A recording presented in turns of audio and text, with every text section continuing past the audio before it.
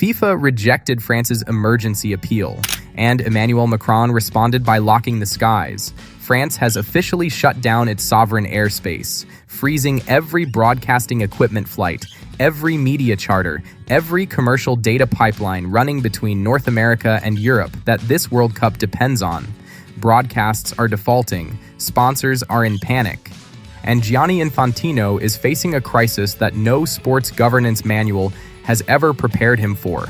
The president of a G7 nation just weaponized sovereign airspace against the world's most powerful sporting organization, and the clock is running. To understand how a scheduling dispute between a football federation and a tournament organizing committee escalated into a sovereign airspace embargo within 48 hours, you need to understand the specific, deliberate contempt that FIFA's disciplinary board communicated through the manner of its rejection, or because the content of the decision was damaging, but the manner of its delivery was what transformed a diplomatic complaint into a declaration of economic war. The French Football Federation's emergency appeal was not a casual post-match grievance, submitted through standard administrative channels. It was a formally structured legal document supported by documented medical evidence, independent sports science data, and a comparative scheduling analysis prepared by 3 separate technical advisory firms that made a specific evidence-based case that the travel matrix assigned to France for the advanced knockout rounds created a measurable, statistically significant physiological disadvantage relative to their designated opponents. The document cited specific FIFA Charter articles governing the principle of equal competitive conditions. It requested a specific, defined remedy, a scheduling adjustment that brought France's recovery window into alignment with the 72-hour minimum that their opponents had been assigned. The disciplinary board's response arrived in Paris in a document that ran to less than 1 page. No engagement with the medical evidence, no response to the scheduling comparison data, no acknowledgement of the specific charter articles the appeal had cited. A single paragraph stating that the travel schedule had been produced through FIFA's standard automated logistics protocol and that no grounds existed for exceptional amendment. Flat rejection. Inside the French training camp, where Kylian Mbappé and his technical coordinators had been waiting for a response that acknowledged the evidence they had submitted, the document was read in silence. And within 90 minutes, the response from the Élysée Palace was in motion. The instrument Emmanuel Macron chose was not a diplomatic note. It was not a formal complaint to an international sporting arbitration body.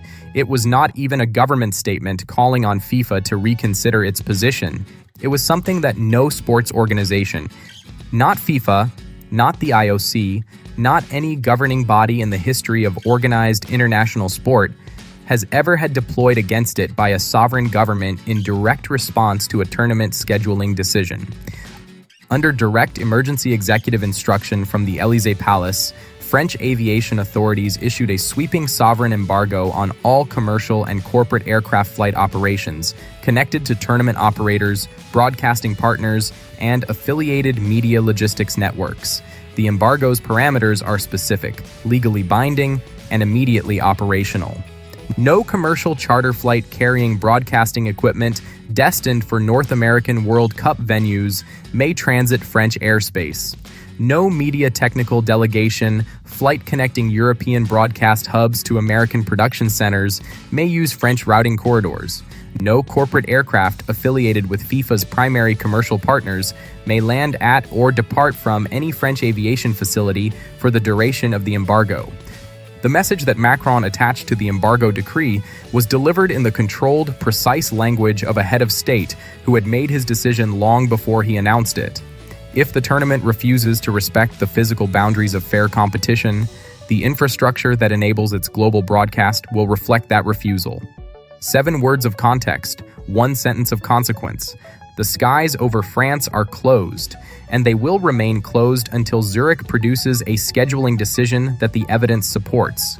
For decades, international sports syndicates operated under an assumption so deeply embedded in the governance frameworks of global sport that it was never seriously tested. The assumption was this: no sovereign government would ever deploy its domestic legal authority as a direct economic weapon against a sporting organization, because the commercial and reputational consequences of doing so would always outweigh the political benefit. Emmanuel Macron has just tested that assumption, and it has not survived the contact. The specific vulnerability that France's airspace embargo exploits is one that FIFA has never been required to manage before, and one that its institutional infrastructure has no framework for resolving quickly. The World Cup's global broadcast operation is not a self-contained technical system.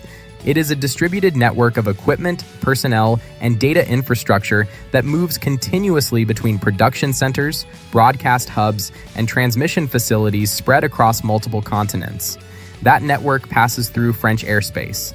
Significant portions of the European broadcast pipeline, the infrastructure that carries live match feeds, commentary audio, analytical data, and commercial content to the networks that paid billions for the right to air at route through facilities and flight corridors that the French government has now closed.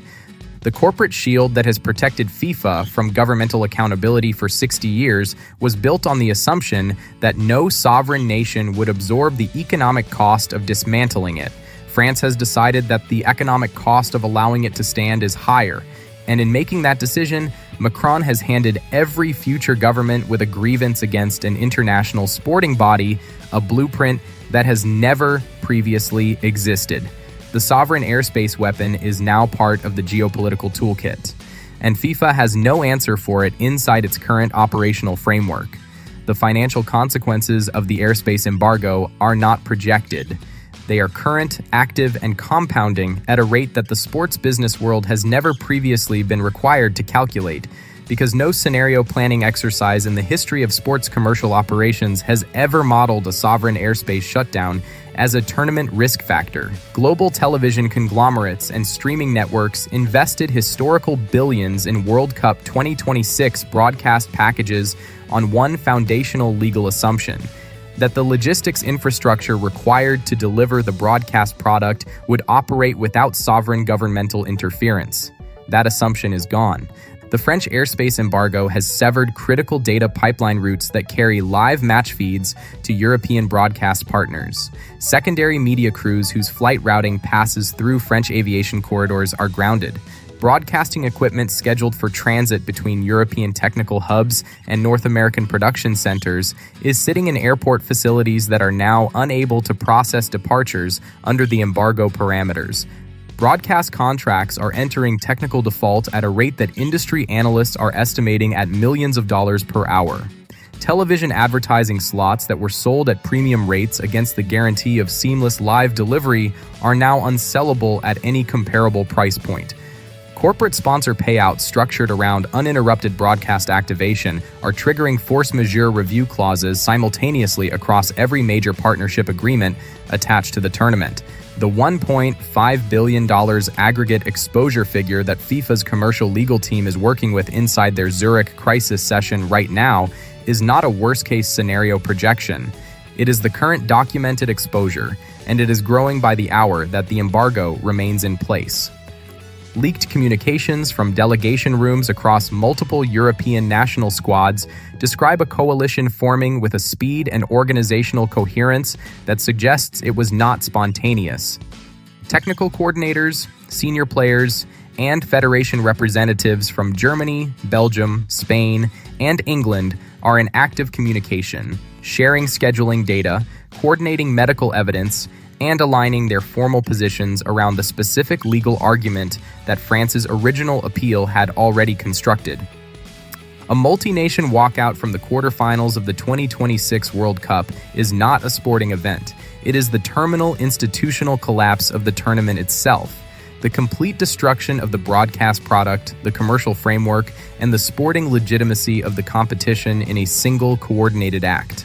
FIFA cannot replace 4 or 5 quarterfinal participants with willing substitutes.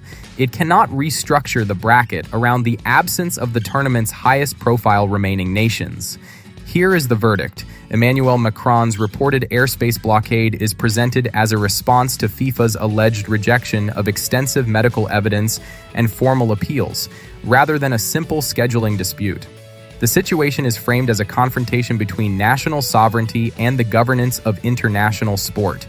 According to this narrative, the blockade has intensified concerns about broadcast contracts, tournament stability, and potential coordinated action by multiple nations.